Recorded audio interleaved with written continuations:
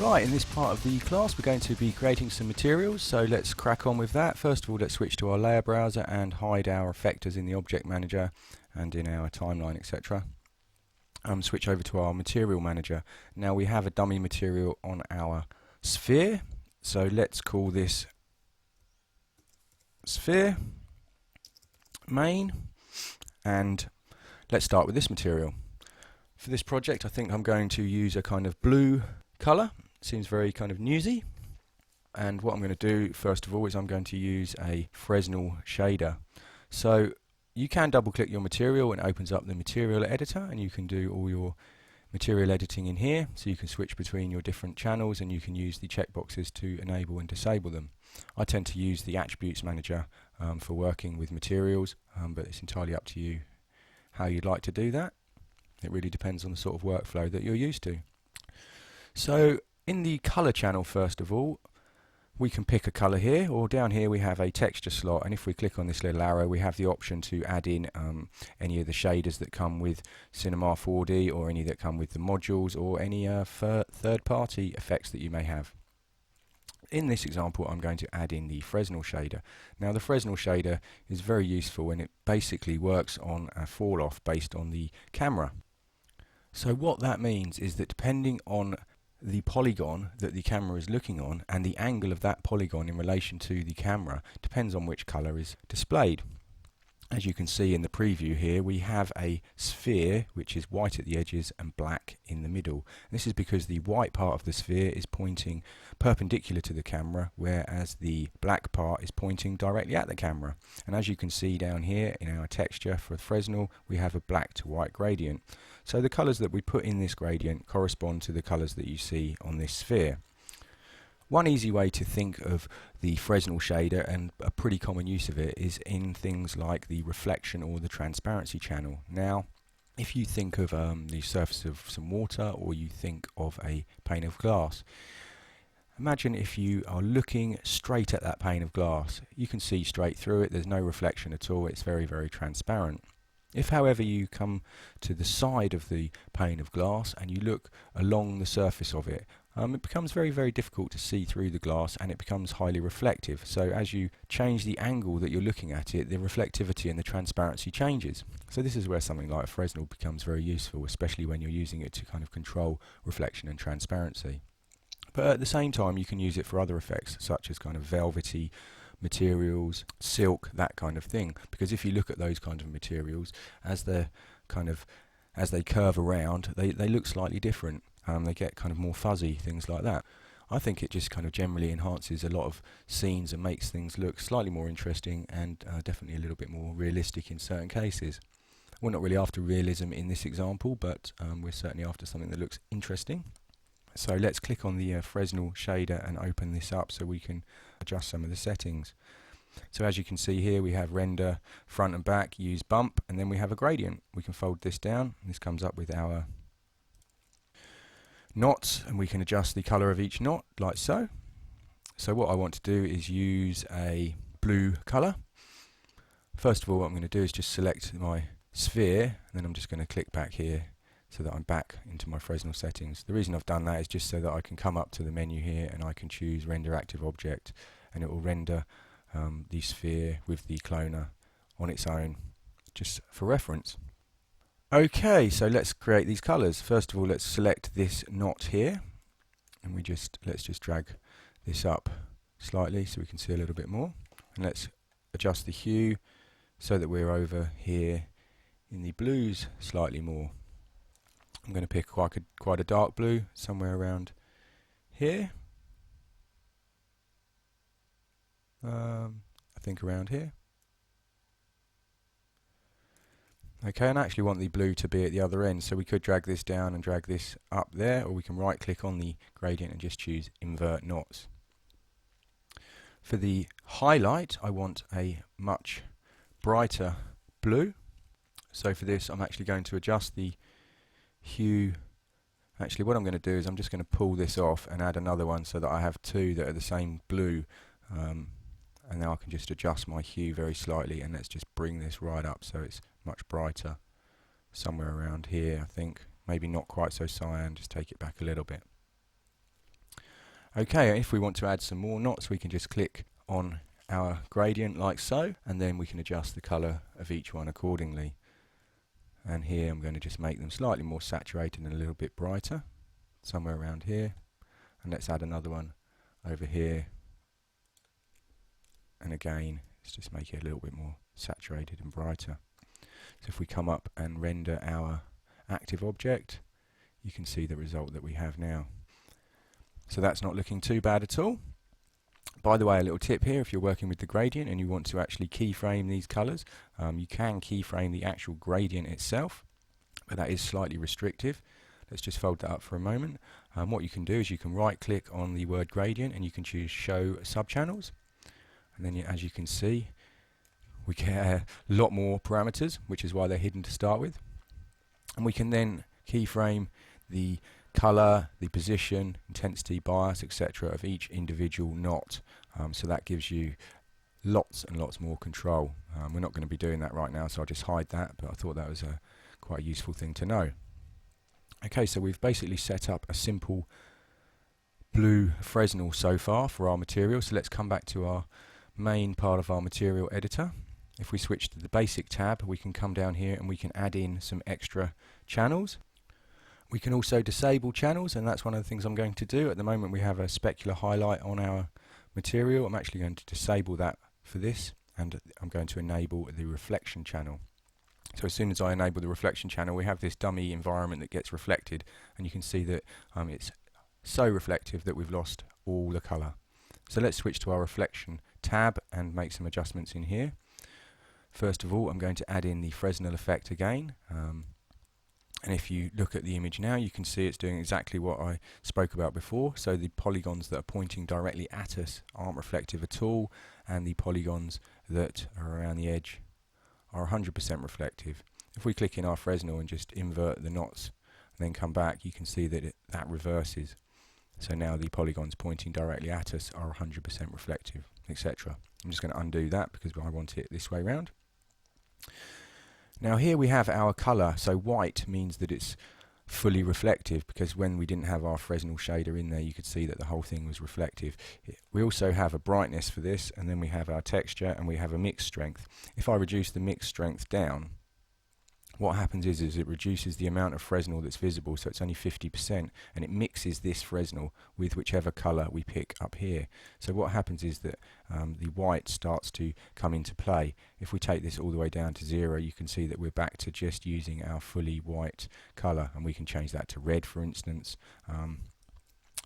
But what I want to do is just reduce the overall reflectivity on the object itself. So I'm going to take the actual brightness right down to black. Just so that there's no colour in this part at all, and it's only the Fresnel that's actually having an effect. And I'm going to set this quite low as well, something around 25. So if we come up now, you can see that we just have a very, very, very, very slight reflectiveness. And if we render our scene or render the active object, you can't actually see any result at the moment. The reason for that is because there isn't anything visible to be reflected. So let's move on to that and do something about that now. To access the content browser, you can come to the window menu, scroll down and pick content browser, or as it says, you can press Shift F8. In my normal layout, I use this quite a lot, and I have it tabbed in behind the render settings, etc., so I can switch to it very easily. And as you can see, it's selected catalogs, which must have been the last thing that I looked at. Now, a catalog is a way of kind of cataloguing things on your hard drive. So if you have a folder such as I do, which is full of all my HDR images, I can create a catalogue by choosing File, New Catalogue, and then I can add those items to it. And then when I click on my HDR catalogue, it lists them all, and I can then click on them. It gives me a preview down here so I can see what they're like.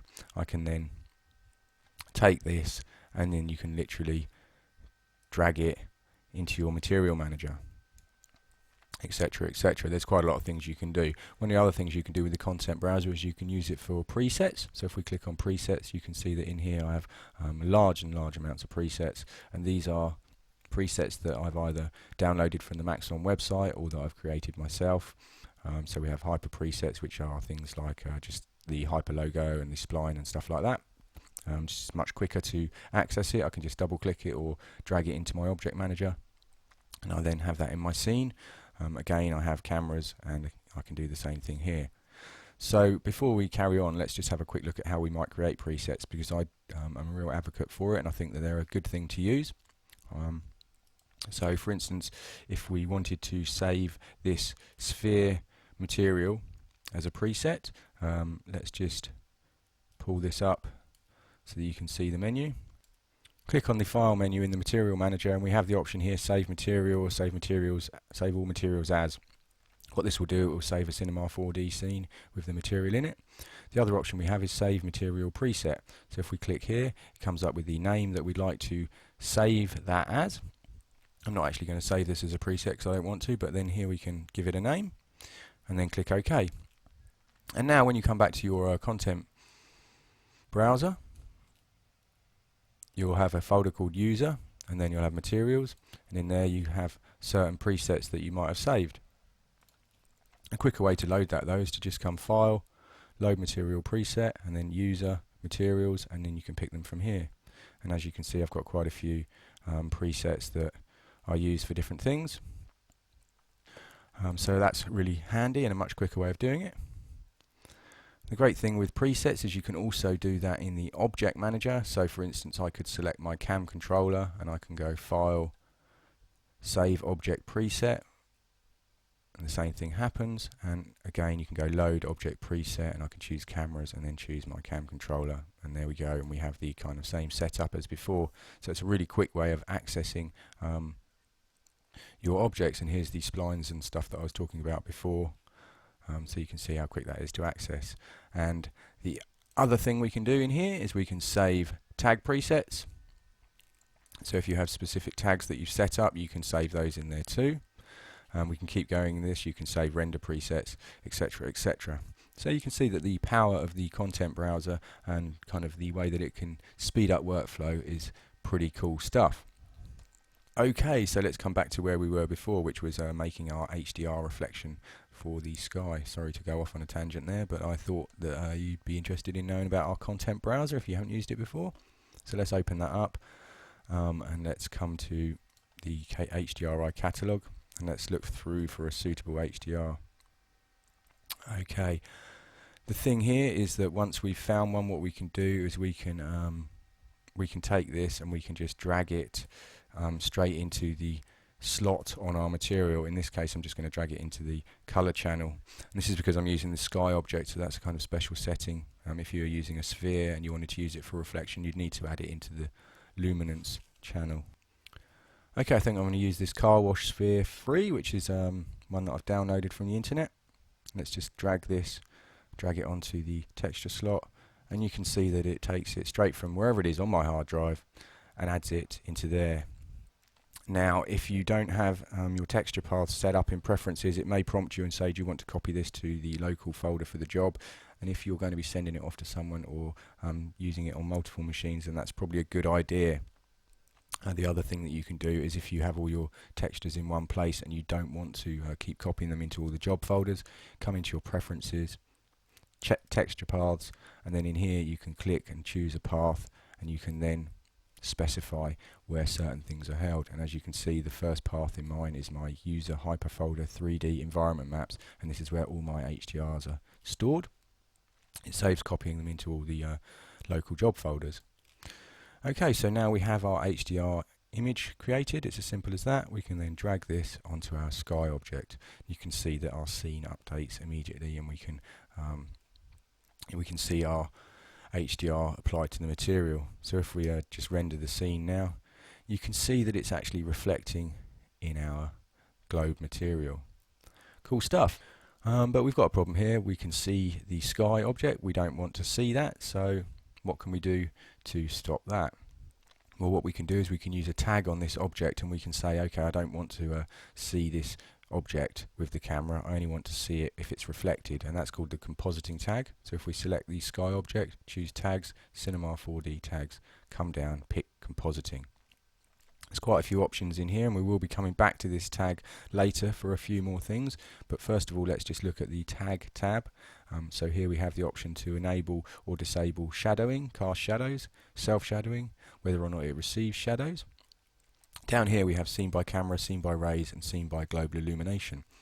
So what we want to do is we want to uncheck seen by camera. Simple as that.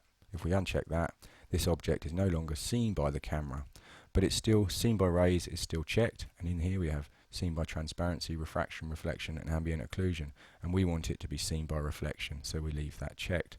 So now if we render the scene, you can see we still get our reflection from the sky object, but it's no longer seen by our camera. So it's quite simple to set up. There's a lot of power within this tag. We have a global illumination section. We also have an option to include or exclude certain objects. So we can drag objects in here and we can say, okay, I want to reflect everything except for this one object. I don't want that to reflect in it. Or the other way around, we only want to reflect one specific object. We also have the option here to enable an object buffer. We will be using that later, and I'll go through that at a more appropriate time. Okay, so that's looking cool. One thing that I might want to do is just to change my reflection, just so that it's a little bit more aesthetically pleasing. As you can see from our HDR, it's a very sort of greeny yellow colour. There's no reason why, because we're not trying to create a realistic composite, that we don't colour correct this environment map so that our reflections are a little bit more pleasing for the scene. So let's have a look at doing that. Okay, so we're going to use the filter shader to adjust this, and with this image already in the slot, we can click here and we can choose another shader, and if it's something like the layer shader, fusion, or the filter or colorizer, any in this section here, it will add this image that's already there into that shader. So if we choose filter, you can see that we now have the filter shader, and if we click on here, we can see that we have our HDR in here, and basically we're creating a kind of hierarchy of images. So in here, this is a bit like a hue saturation filter in Photoshop. So you can see we can adjust the hue. So we could adjust this and make it blue. But what I'm going to do is I'm actually going to colorize this. So let's click colorize first of all, and let's increase our saturation to around 50. And the default colorize is on 0 hue, and I want to set this to a blue color, kind of somewhere around there. We can also adjust the brightness, contrast, and gamma, etc. So now you can see we've kind of color corrected our reflection to be blue. Because it is a high dynamic range image, as you can see on our thumbnail, we still have a few other colors creeping in. But the good thing about using the filter shader is it does keep that dynamic range. So if we now render our scene, you can see that our reflections are more blue, and we've still got the odd kind of golden part, which I think makes it look quite interesting. Cool stuff.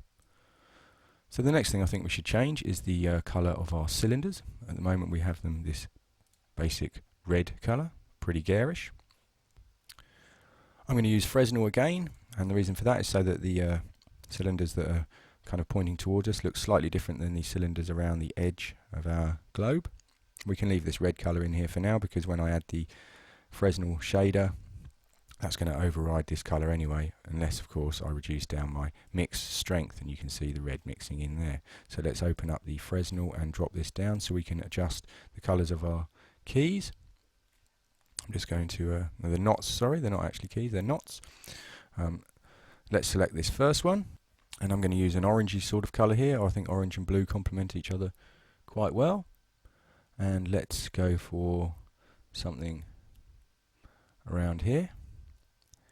If we now select the lighter end, and for this I think that I will go slightly towards yellow and make it much paler. So it's around here, and then in the middle let's pick something slightly warmer and make it a little bit more orangey. Actually, I think I'm going to go the other way. Take it slightly yellower and make it a little bit pale. Okay, cool stuff. Pretty simple. Let's come to the specular channel, and such a small object, it'd be nice to have a slight specular highlight on it, but I think I'm just going to leave that as the default for now. So if we come down and just select the display tag, let's reduce the level of detail, and let's select our sphere to clone onto and choose render active objects. And there we go. And you can see that the scene is now starting to not only take shape as far as modelling, animation, but also our materials are starting to look quite nice.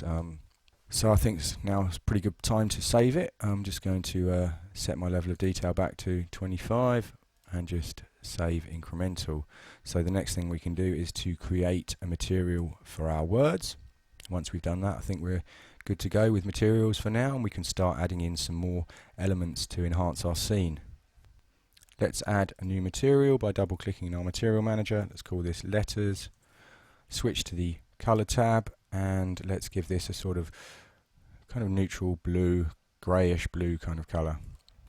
And the next thing I want to do is switch to the basic tab, enable reflection, and in reflection again I'm going to use up my Fresnel shader. I'm going to reduce the brightness of the color down to 0, and I'm going to reduce the Fresnel mix strength to 50, just so that we're not really reflective but slightly reflective. The next thing I'm going to do is create some specular highlights. Now we have a specular channel, and as you can see we can adjust the height, we can adjust the width, etc. to create some different effects. But what I thought I'd do at this point was to show you a way of creating anisotropic highlights. Now what anisotropic highlights are the kind of highlights that you would see on something such as brushed steel. You also get them on things like velvet, and they are caused from kind of really tiny scratches in the surface that catch the reflections of light and give it a much more of a long shimmering type of highlight.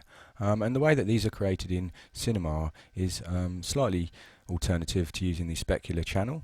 Unfortunately we don't have a slot in here for adding textures and things like that, so we can't do it in here, but there is a different way of doing it. So let's first of all disable our specular channel and enable the luminance channel. Now the luminance channel is here because this isn't affected by light and shade. It's basically very bright, and we have a shader that we can use in here that then takes the influence of lights and gives us the opportunity to create alternative looks. And one of the great things about this shader is that it gives you multiple speculars, which is something else you cannot do with a standard material. You're only limited to one specular, and to create a lot of realistic materials it's quite nice to have more than one. Imagine a car, for instance, which has like layers of paint and varnish. You're going to get kind of various layers of specular highlight too. Anyway, enough ranting about that. Let's come to our texture slot, choose effects, and then choose Lumus. Okay, if we just switch off our color channel for now, you can see that Lumus kind of works as a material all on its own, and now we already have a pretty beautiful looking material. Let's apply this to our fracture lattice, and then let's control drag this down so that it's on all our materials. If we now hit render, you can see that we've got quite a nice red sort of paint-like material from Lumus. Doesn't actually fit with the scene that we're going to work with, and this is because Lumus actually has its own diffuse color built in, but I'm going to use the color that I've already defined, which is this blue color. So if we come to Lumus and let's just click to open this up. Well, first of all, the shader tab. So we have an active checkbox and then the color. So I want to disable that so that now we're only looking at our different specular highlights. Let's just come back to our color channel, right click on the word color, and here we can choose copy. So we've now copied the exact color that we've used. Come back to Lumus. If we come to our specular channels, we can then choose paste. So we've now pasted that blue into our specular highlights, and let's paste it into the other channel, and let's just come in here and make this slightly brighter, and specular one will leave as white. So you can see we have these different layers of specular highlight. We can switch them on and off to achieve different types of effects. Now I'm not going to really adjust any of these parameters, I'll leave that for you to play around with, but as you can see we have intensity, size, contrast, glare, fall off, and we have that for each of our speculars. And we also have an anisotropy tab for our anisotropic highlights, and I'm going to come to this tab and have a quick play in here. If we click active to enable it, you can see that what immediately happens is we get this long kind of anisotropic highlight. If you look down in our material manager, here we can see a preview of our material, and you can see that we've now got this kind of long specular highlight on here. We can actually choose edit large icons, and we can see that a little bit more clearly now. And let's come back to the Luma shader, and here we've enabled anisotropic highlights. We also have the option for projection. So in here there's a few options. Let's choose planar, and you can see that we've got that sort of brushed metal kind of look. We also have a few others, radial planar, and you can certainly recognize that from like the top of a metal table and things like that. And then there's the option to have that with a pattern, and you can see that it's got that kind of D shape where they've brushed the metal. So it's a very specific kind of look, but for certain type of materials, this is the only option that you really have to create those. For these letters, I'm not sure exactly of the projection that I want to use, so I'm going to leave it on shrink wrap for now. And let's come down and look at some of the other parameters. So here we have X roughness and Y roughness, and as you can probably imagine, these determine the length and the width of our highlight. So if we reduce our Y roughness down, you can see it gets thinner. So we can create very, very thin highlights. That's exactly what I want to do. So in this example, I'm going to set that to 25. I'm also going to reduce the Y roughness, and as you can imagine, that's adjust the Y height. Let's just set this down to say 50, and you can see that we've almost got a normal looking highlight. I'm going to leave that reasonably high at about 500, so I've got quite a long but thin highlight. We can then adjust which specular this affects, so we can switch it off for specular 1, 2 or 3, and you can see now that specular 1 is returned to just being a dot.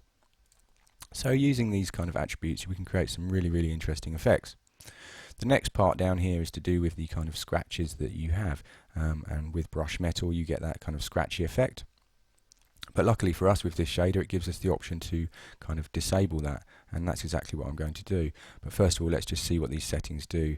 The amplitude adjusts the height of the scratches, and we can adjust the scale and the length of them.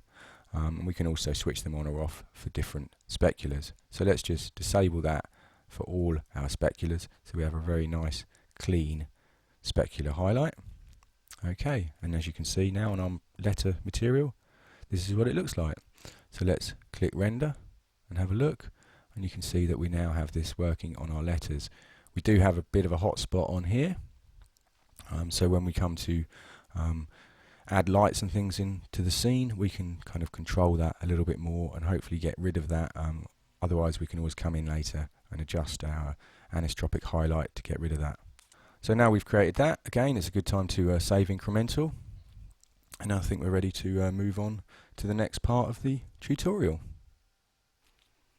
As we've added some materials in, we already have some models and we have some animation in place. Now would be a good time to add some lights just to enhance our scene a little bit more. So we're gradually building everything up in the scene as we go, so we can keep adding more elements and more lights and control it all. So by the end of it we have quite a complex scene, but everything should work in harmony together. So that's what we're going to do in the next part of the scene. We're going to have a look at the different types of lights that are available. We're going to use the target tag. We're going to have a look at using include and exclude lists for our lights so that we can light specific objects. And we're going to also have a look at controlling those specular highlights, as I mentioned a moment ago, on our letters so that we can place those where we want to.